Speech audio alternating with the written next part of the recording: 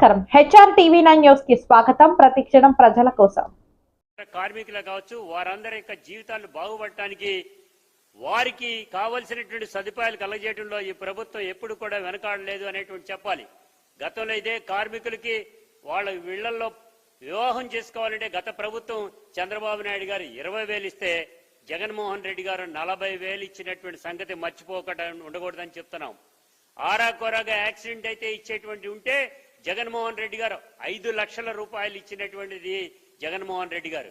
ఇవాళ మనం చూస్తా ఉన్నాం.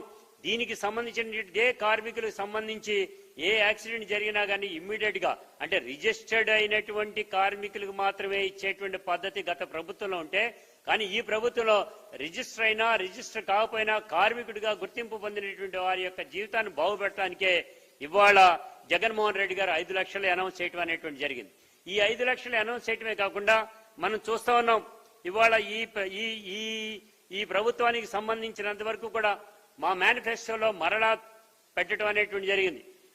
ఏదైతే కార్మికులు ఉన్నారో ఆటో కార్మికులకి 10 నుంచి 20,000 ఇస్తామని, అదే కార్యక్రమంలో ఈ కార్మికులు ఎవరైతే మామూలుగా ఉండేటువంటి కార్మికులకి సంబంధించినంత వరకు కూడా ఆటో కొనుక్కోవాలన్నా, లారీ కొనుక్కోవాలన్నా, కారు కొనుక్కోవాలన్నా కానీ కూడా బ్యాంకు రుణం ఏర్పాటు చేస్తాం, 6%కి ఇస్తాం అనేటువంటి కూడా చెప్పడం అనేటువంటి జరిగింది. దీన్ని దృష్టిలో పెట్టుకుని ఇవాళ ఇన్ని చేస్తూ ఉన్నటువంటి ఈ సందర్భంలో యాక్సిడెంట్ కనుక జరిగితే బిల్డింగ్ నుంచి పడిపోవడం కానీ ఇతరత్ర జరిగితే వారికి ప్రతిరోజు 225 రూపాయలు చొప్పున గరిష్టంగా 5,000 రూపాయలు జగన్మోహన్ రెడ్డి గారు ఇవ్వటం అనేటువంటి జరుగుతూ ఉంది. మరి ఇది కనపట్లేదా అని అడుగుతున్నాం. అసలు కార్మిక వర్గానికి అన్యాయం చేసిందే చంద్రబాబు నాయుడు యొక్క ప్రభుత్వం. చంద్రబాబు నాయుడు దాంట్లో అన్యాయం చేసిందంటే నేను ఊరికినట్లేదండి.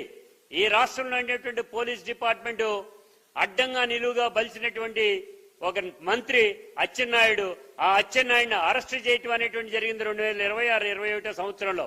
దానికి కారణం ఏంటి?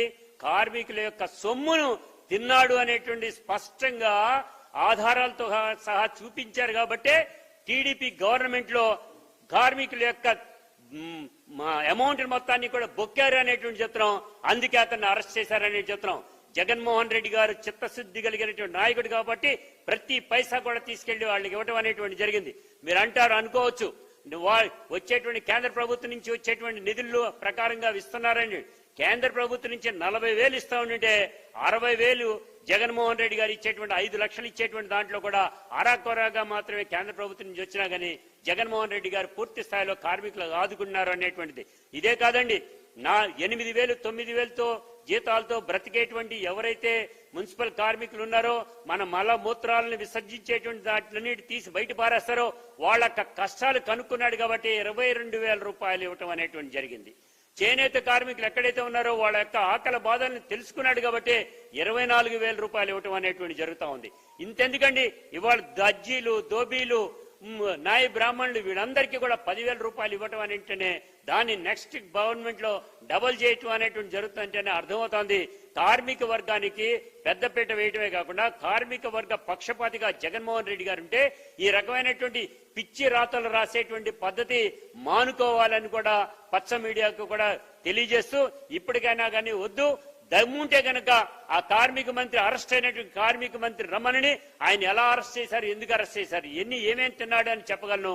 అదే పద్ధతిలో ఈ భవన నిర్మాణ కార్మికులు కానీ ఇతర కార్మికుల యొక్క జీవితాలు ఏ రకంగా బాగుపడి జగన్ వలన ఏ రకంగా ముందుకు వెళ్లారు అనేటువంటి చెప్పడానికి మేము సిద్ధంగా ఉన్నామని ఈ సందర్భంగా కూడా తెలియజేస్తా ఉన్నాం.